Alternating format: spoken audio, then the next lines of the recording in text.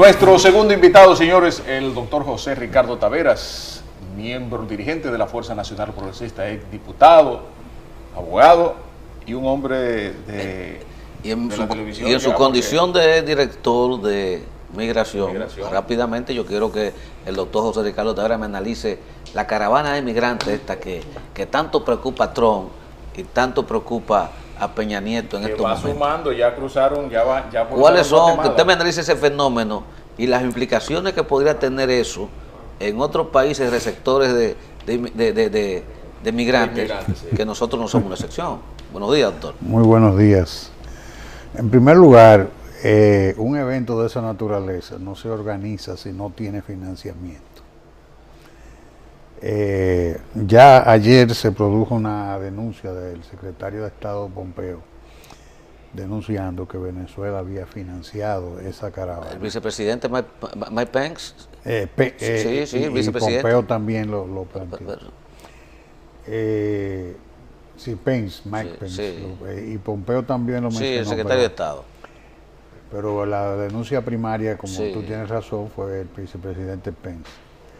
Entonces, resulta obvio, yo decía, pero bueno, ¿de dónde sale? Porque todos los que organizamos eventos, los que dirigimos, yo fui diputado y yo sé, y como dirigente político, hasta gremial he sido, yo sé que hacer cualquier esfuerzo cuesta recursos. Y no es verdad que nadie se va a convocar y va a decir, no, vámonos a hacer una caravana y que la gente va a llegar espontáneamente. Eso tiene un financiamiento. Y ese financiamiento ya vemos que viene de Venezuela. Pero que Venezuela se está cayendo a pedazos, entonces, ¿cómo que Venezuela no tiene para asuntos internos? Los estados se caen a pedazos, pero de pedazo en pedazo hacen cosas. En definitiva, hay una situación grave, porque también no podemos ignorar que hay condiciones para que esas cosas se den. Porque Centroamérica, especialmente Honduras, El Salvador, Guatemala, son países que están en una situación compleja con el problema de que tienen una especie de estado paralelo con las maras. Las maras son un estamento de crimen organizado que llega más allá de lo que nosotros no podemos imaginar. Cobran, ahí no es tanto el asalto, el peligro, sino que es un estatuto paralelo, impositivo paralelo. O sea, si tú estás en una área, en una esfera de influencia de ellos, tú estás sujeto a pagarle sus impuestos. Entonces, es una situación compleja y obviamente eso tiene derivaciones de seguridad ciudadana gravísimas, y fíjate que la mayoría de los que están ahí lo que hablan es del tema de la seguridad, que no están seguros en sus países.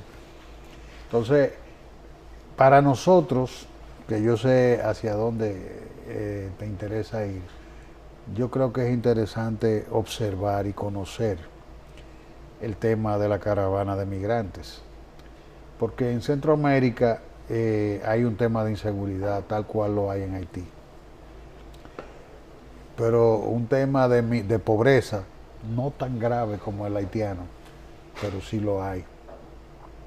Y obviamente el fenómeno, de la misma manera que ha podido ser organizado para Estados Unidos, en un contexto en que México va a estrenar un nuevo gobierno inminentemente, dirigido por un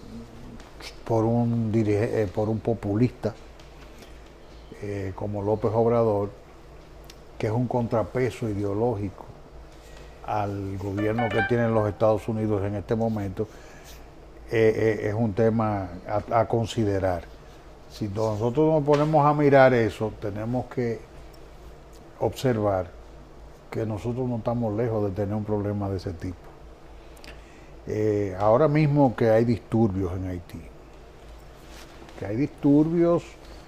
y que hay una corriente que tampoco es espontánea. Como marcha verde, una marcha verde, pero sin... Eso también está financiado. Incluso desde mi punto de vista, hay sectores de la República Dominicana que por razones políticas de República Dominicana están instigando también pero también hay otros factores sí, también de fuera.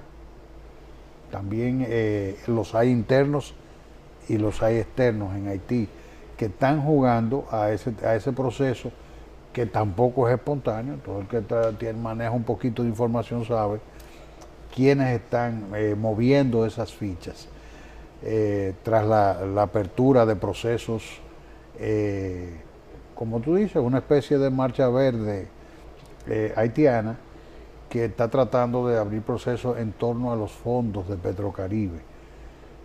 Esos desórdenes que se han estado dando de manera recurrente son los que eventualmente un día pueden generar una situación que facilite que cualquier grupo de interés motorice un traslado masivo. Una caravana de migrantes para acá, por la frontera.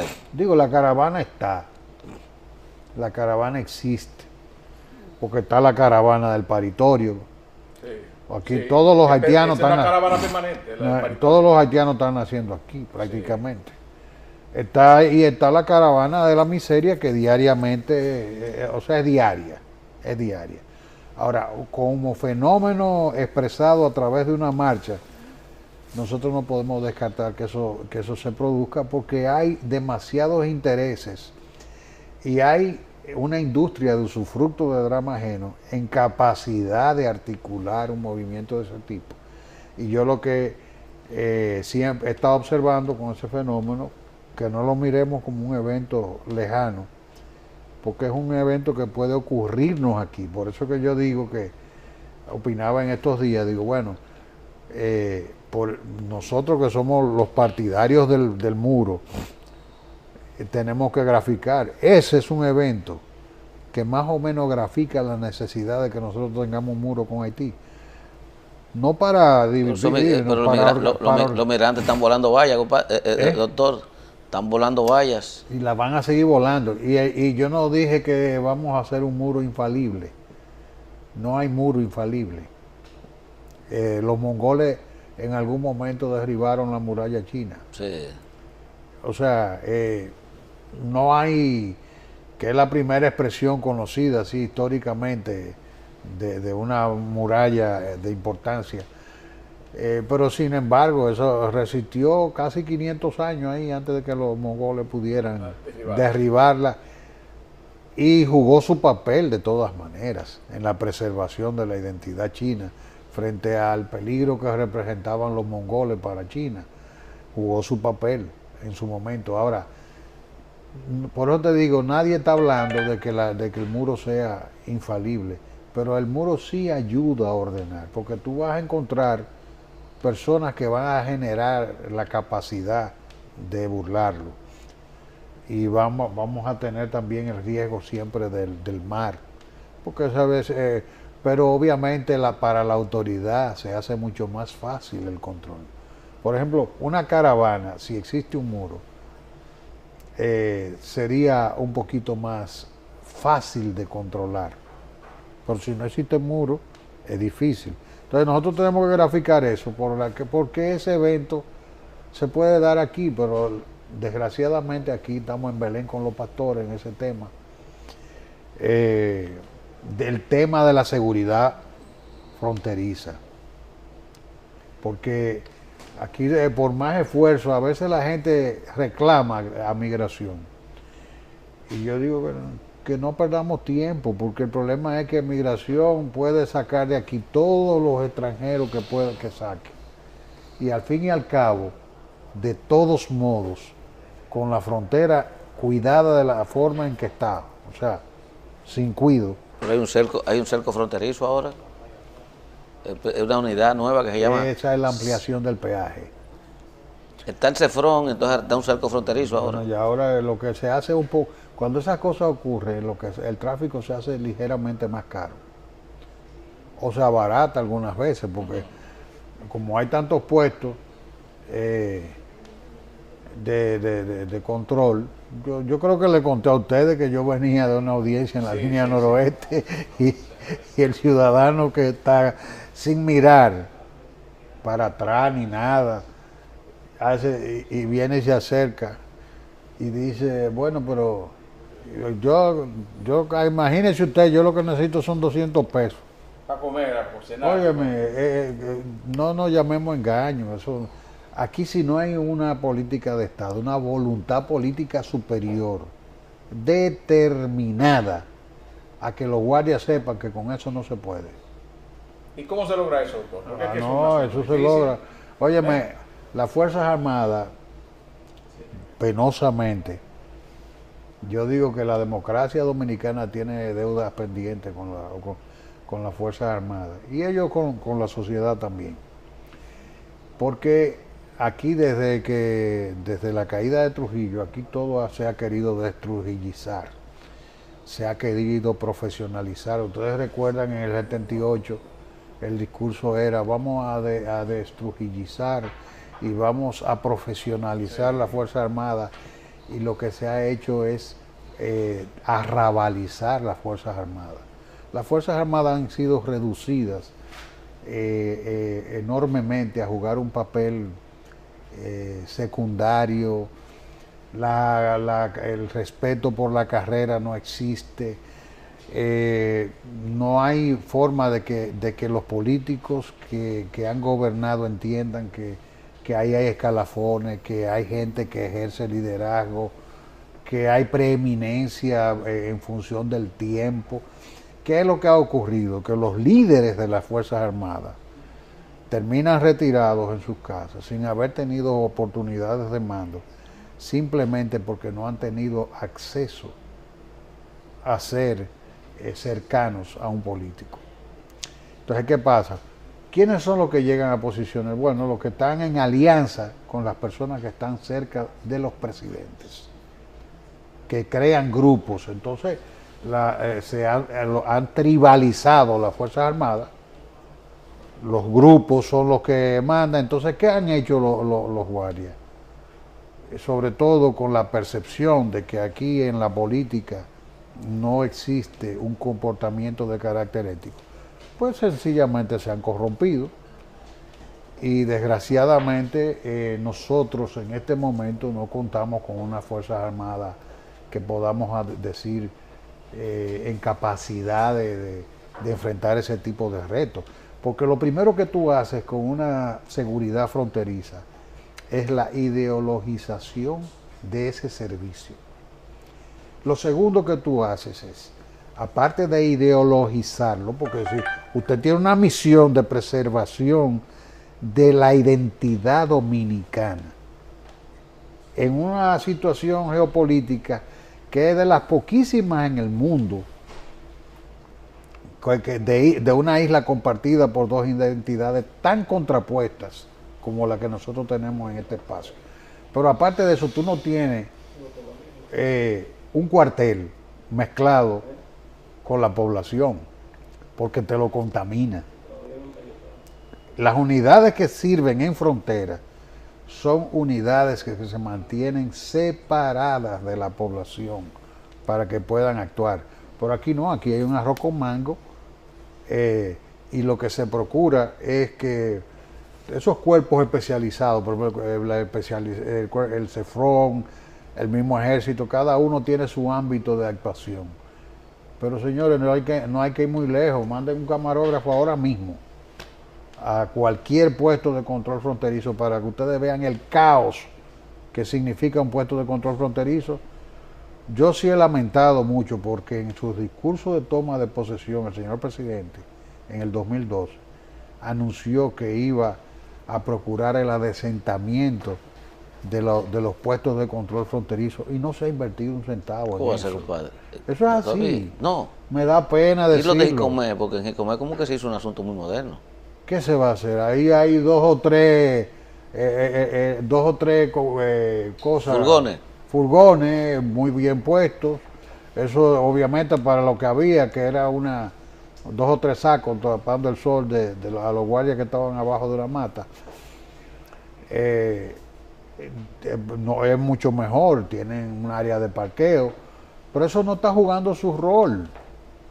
Porque es que cuando por ejemplo en Jicomé, tú me dices, tú me citas el puesto de Jicomé, eso lo han mejorado ahí. ¿Hasta qué punto el tema no es el puesto físicamente y no el control ético de los que están sirviendo ahí?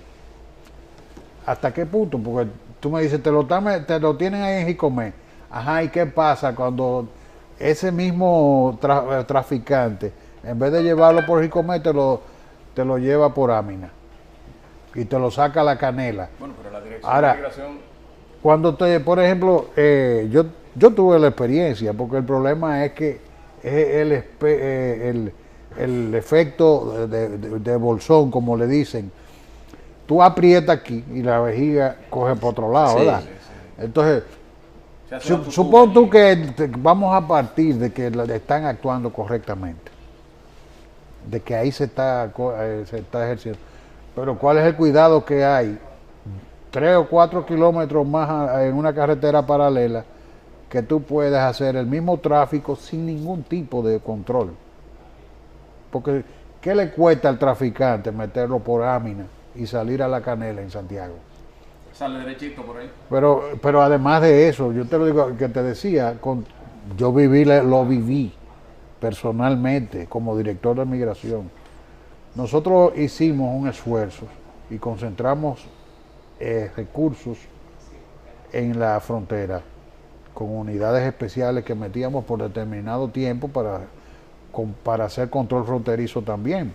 La responsabilidad de la seguridad de frontera es del ejército, pero migración también tiene facultades y puede intervenir. Cuando yo era director de migración, nosotros creamos unidades para esas intervenciones y las creamos de una manera que movíamos al personal que no sabía nunca dónde iba a servir, y no era personal, por ejemplo, ni de Dajabón, de ninguna zona de frontera, sino gente que se mandaban de fuera. Y a eso lo complementamos con unidades de inteligencia de haitianos que infiltrábamos en las redes de tráfico. ¿Pruebas de inteligencia? Sí, lo hacíamos y le dábamos seguimiento a las cosas desde Haití. Entonces, obviamente, nosotros llegamos a hacer un trabajo muy efectivo en ese sentido. Ahora, ¿qué pasaba con eso? Cuando apretamos, lo primero era que cuando lo iban esas unidades, que ningún guardia era amigo de ellos porque no lo conocían, y le preguntaban, ¿y cuándo que ustedes se van? Y lo segundo era que llegó un momento que ni por la carretera Duarte, ni por los Jicomé, ni te lo metían por ningún lado. ¿Tú sabes lo que hacían? Entonces se movían por Jicomé de la Sierra, Diferencia, El Rubio, San José Las Matas, pasaría a Santiago. Y yo de manera personal descubrí eso. Porque yo me fui en el 2012, recuerdo, fui casualmente haciéndole campaña al presidente Medina. Siempre hago ese cuento porque fue una casualidad. Me fui a Diferencia y a Manacla y esa zona por ahí, y descubrí que había una ruta por ahí. Y era una ruta compleja porque eran caminos muy malos.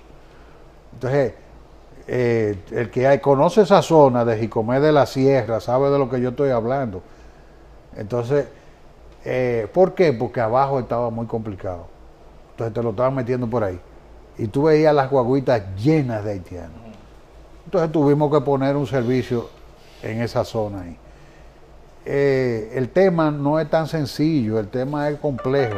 Pero tú también tienes que saber que tú no vas a tener nunca un control fronterizo adecuado, ni una política migratoria adecuada, si no hay una articulación de las instituciones que deben intervenir. Tú tienes que tener el Estado alineado en esa dirección. Sí, el ejército es el más importante. El CESFRON, que ejerce el control en los puntos de control fronterizo. Migración, una institución vital. Pero el Ministerio de Relaciones Exteriores también es importante. El Ministerio de Interior es importante. el presidente de la República es el más importante, porque ese es el que puede articular que esas organizaciones vayan en una misma dirección. Como tú, por ejemplo, tienes un adecuado control en los puntos de control fronterizos, si el Ministerio de Relaciones Exteriores no tiene un criterio para la definición de los perfiles, a quién le otorga visa y a quién no. Entonces, cuando tú coges un traficante y lo nombra cónsul, por ejemplo, entonces vamos a estar claros. Vamos a estar claros. Entonces, son de las señales pero que todo el mundo lo sabe. O sea, cuando la gente aquí en la capital y ve la cosa en un titular de periódico que pasa los 2 días, pero el que está en ese contexto sabe quién es quién. Sí. El cojo sentado y el tuerto durmiendo, como dice. Entonces, todo el mundo sabe lo que es, entonces sabe qué señal tú estás lanzando. Entonces eso es lo penoso. Doctor, desde el Estado, ¿cómo ha sido la política estatal con relación a eso? ¿Ha habido, eso lo han dejado así o ha habido forma de resolver esa problemática con la migración haitiana? Es que es como, mira, el Estado ha ido tomando decisiones importantes. Se hizo la nueva ley de migración, la 28504, eso fue un paso importante.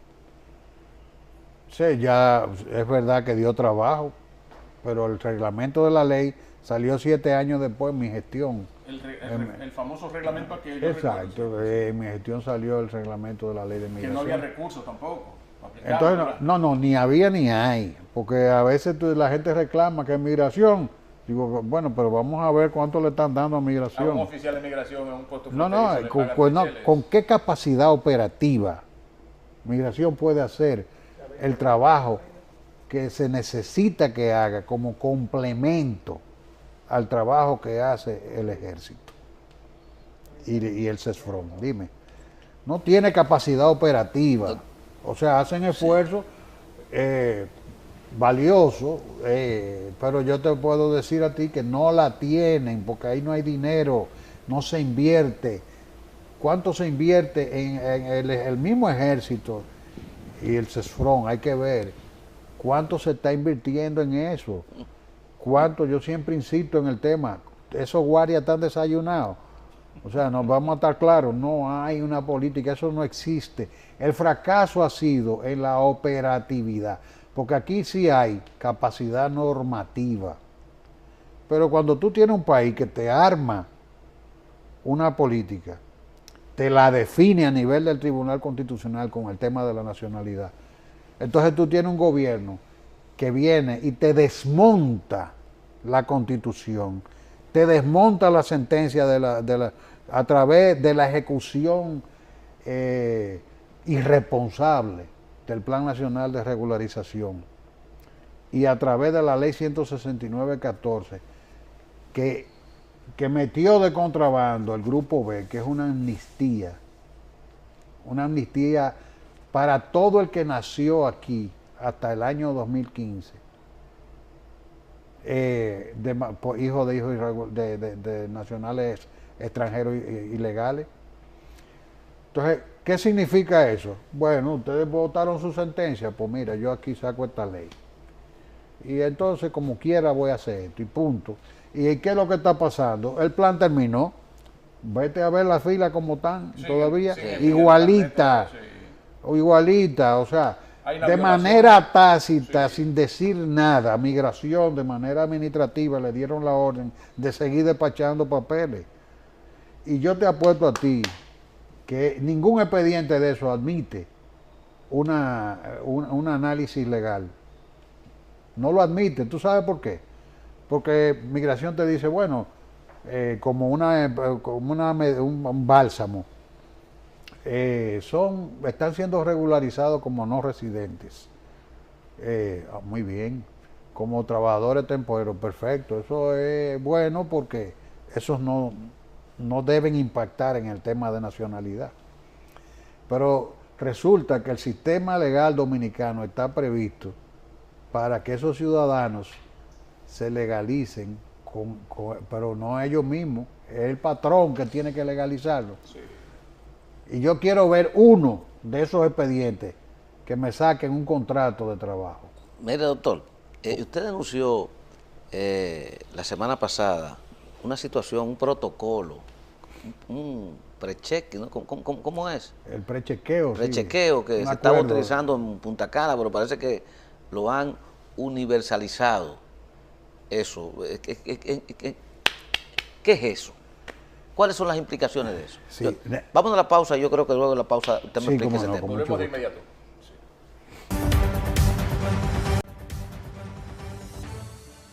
Sí. Continuamos conversando con el doctor José Ricardo Taveras, exdirector de Migración, exdiputado y miembro del partido de la Fuerza Nacional Progresista. Guillermo Tejeda tenía una pregunta. El pre-checking que usted ha denunciado porque se le ha metido como gato entre macuto a un asunto que parece muy bien, pero yo no sé por qué lo han contaminado. Bueno, mira, hay una política de los Estados Unidos de Norteamérica que a partir de del 9/11 ellos, ustedes saben todo, hubo una revolución institucional en los Estados Unidos. Era maravilloso ir a Estados Unidos antes del 9/11. Sí, ahora es y ahora es realmente tedioso. Es vejatorio. Sí. Pero también uno comprende. Son reglas que uno tiene uno comprende, uno comprende los retos que ellos tienen de seguridad. Sí. Y tienen toda la razón, porque la verdad que la sociedad quedó traumatizada fue un evento para la humanidad, no para ellos, no para la humanidad, grave. Entonces, a partir de ahí, parte de las políticas que los Estados Unidos llevan a cabo es una política de contención de los peligros fuera del territorio norteamericano. Entonces, eso los ha llevado a ellos a incrementar la presencia de sus instituciones de control migratorio y aduanal más allá del territorio norteamericano.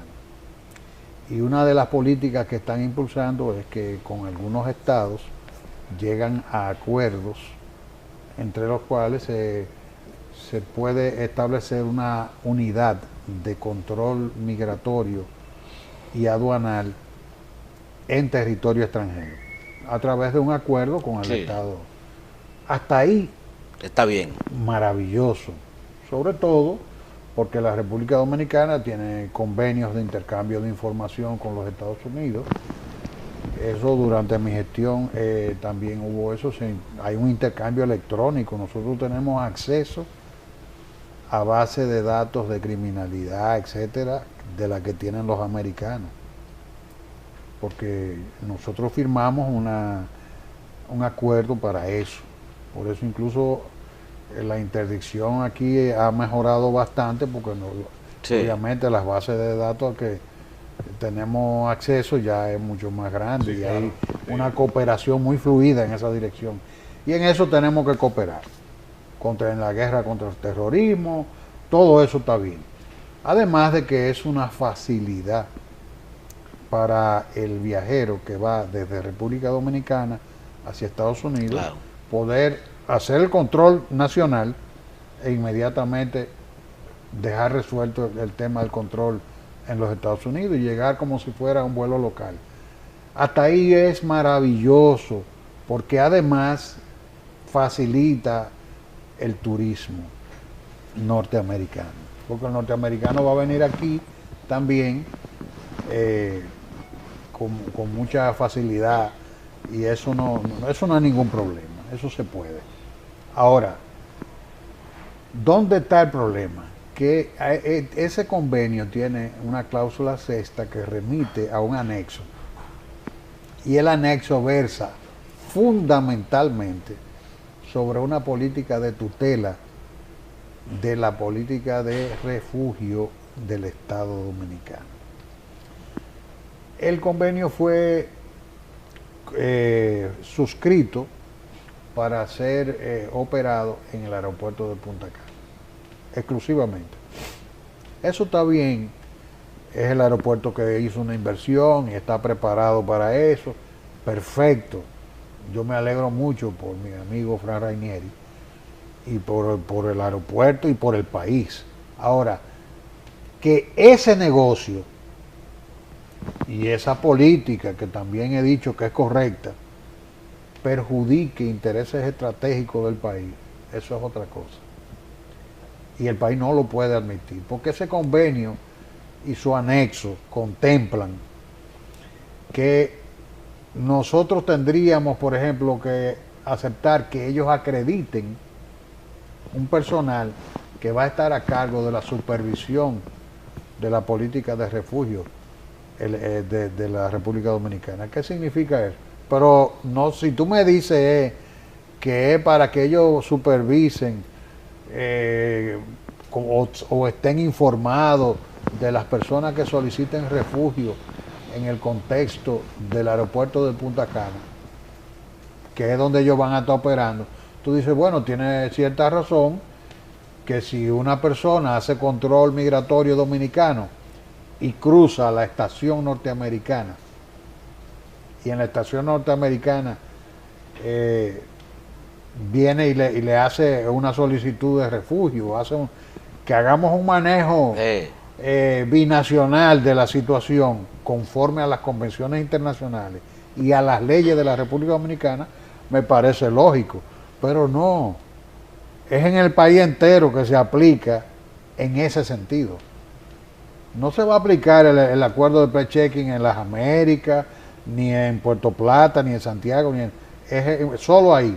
Sin embargo, cuando se presente una solicitud de refugio en la frontera dominico-haitiana, el acuerdo permite el tutelaje de la política de refugio en la República Dominicana. ¿Y qué le pide el acuerdo?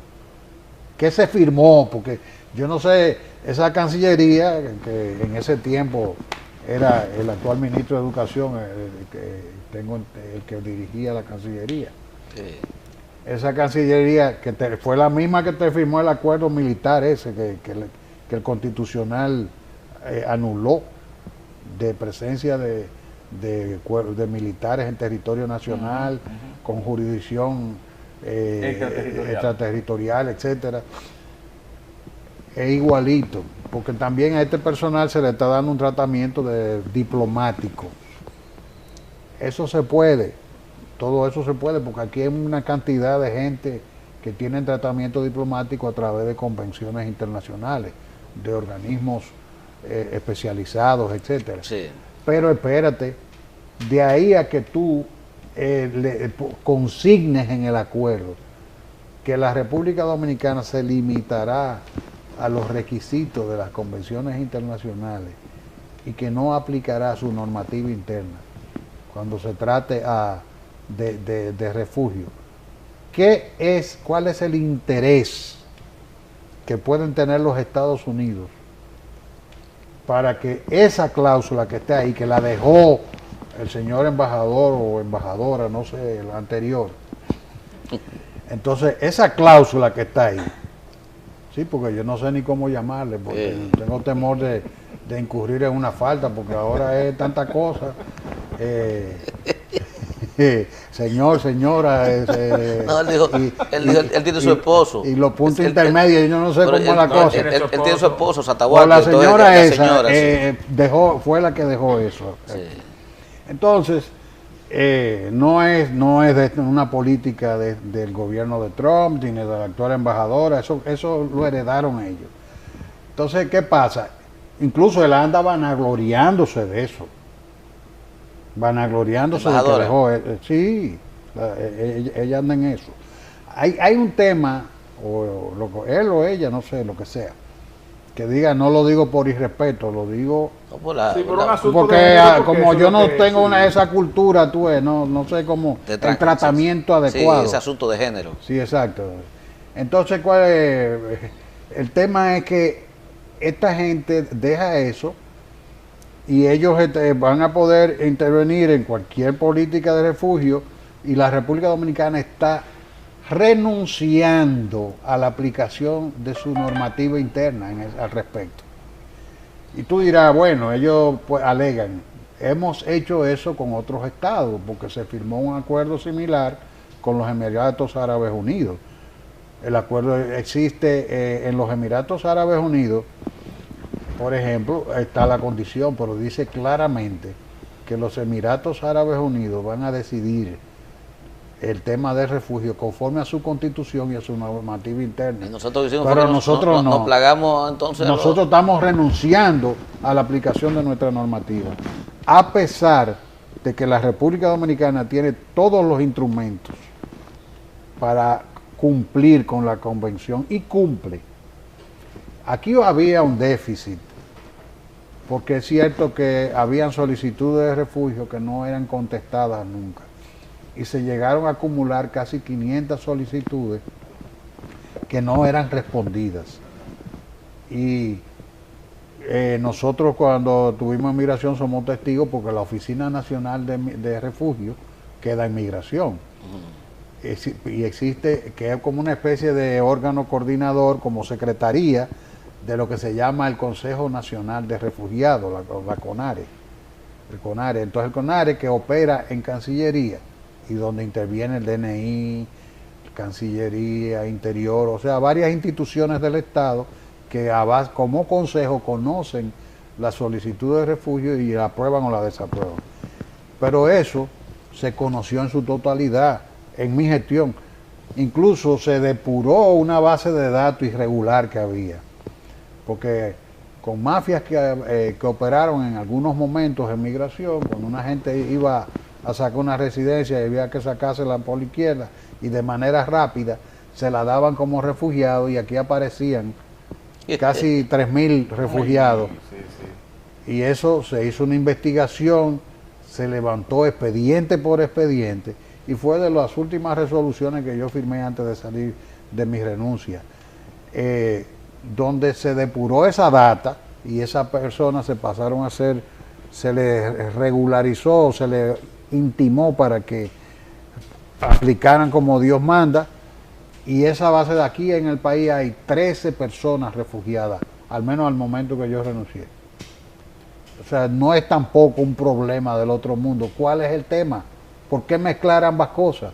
Entonces, eso es inconstitucional, subordina el Estado Dominicano en una política que la Convención Internacional les reconoce como propia a la opinión de otro Estado, o sea, un desorden. Yo lo que he dicho es que los renegocien. Gracias, doctor. Gracias, doctor. Interesante ese tema. Yo creo que eso está muy nebuloso, eso hay que aclararlo. El tribunal lo que tiene que rechazarlo y a Cancillería que los renegocie sin eso.